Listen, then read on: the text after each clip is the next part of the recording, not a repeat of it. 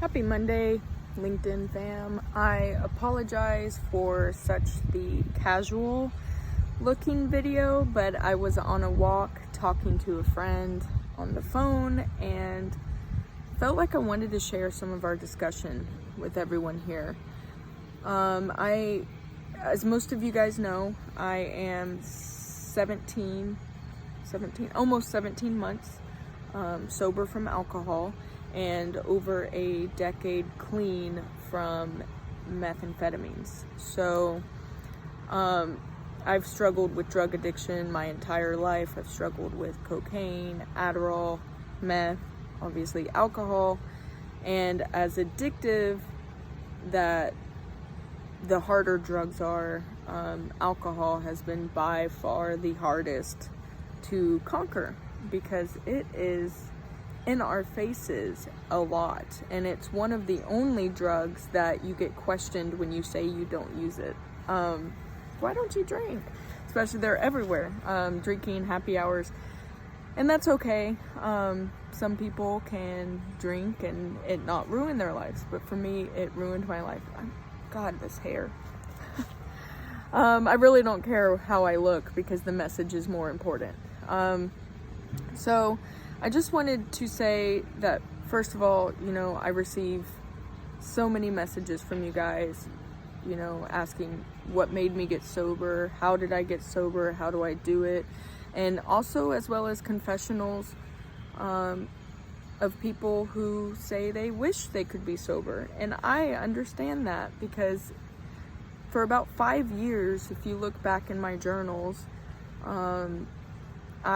for a long time, I didn't know I had a problem. I didn't realize alcohol was ruining my life. I thought it was helping my anxiety, but I had written a lot of the times how badly I just wanted to not be in the grips of needing it.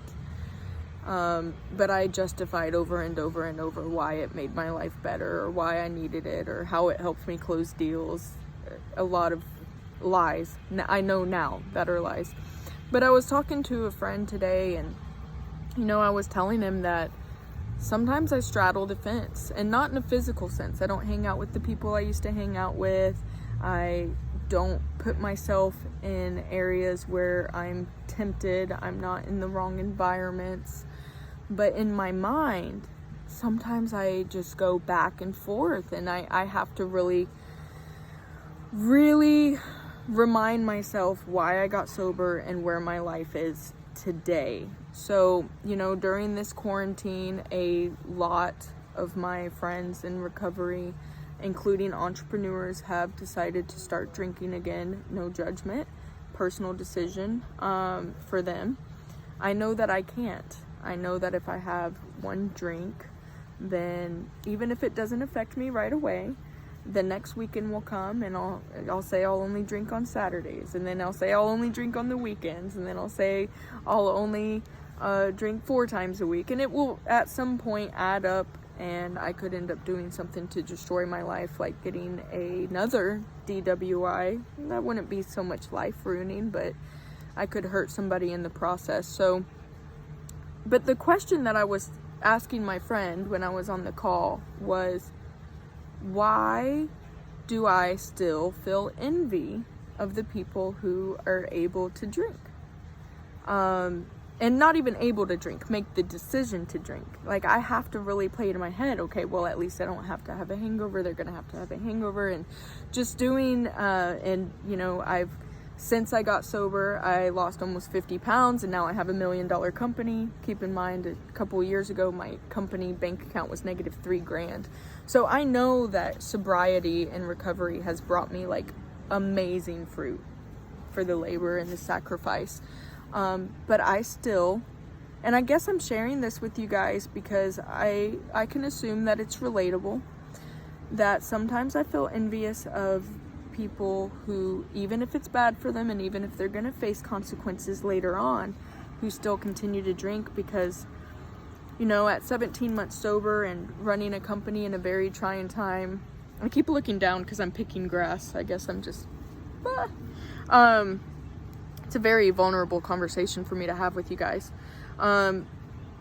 I still feel that envy when other people have an escape. There's still times that I want that escape, I really do. And sometimes, let's just face it, getting on a treadmill to find endorphins to replace the feeling of alcohol isn't always appealing. Getting in my Bible and reading scripture instead of watching shows that can trigger me isn't always exciting. So I say this to say that if you're struggling right now, first, if you want to get sober and you don't feel like you can, first of all, you can. If I can do it, you can do it. If you think that it's helping your life and you're justifying why you're still drinking, I promise when you get to the other side, you see the fruits of what the sacrifice will provide to you. But most importantly, if you're struggling during this quarantine and you're looking in your newsfeed and you're seeing everybody, talk about mommy juice or, day drinking, that's a huge thing right now because, the world has a case of the F-its, like F it, let's just have a drink. Just know that you're not alone, and I struggle with the same thing too. Like, I'm very open about my recovery. I serve as a role model for people in my company who are trying to get sober and transform their lives, and I personally still mentally straddle that fence of going down I have to play the tape fast forward, and okay, so if I take this drink for this instant gratification right now, what will happen? And like I said, now my life is very, very, very good, and I just have to do things sometimes to remind myself that I want to keep that. And so maybe let this video serve as a reminder for you as well. If you're on day 1, month 1, year 1, or year 20, that life is better today than what it used to be, and in order to keep it, we have to still keep making those decisions. Bye, everybody. Have a great week. I'm sorry this video was so long, but I hope I hope it spoke to somebody today.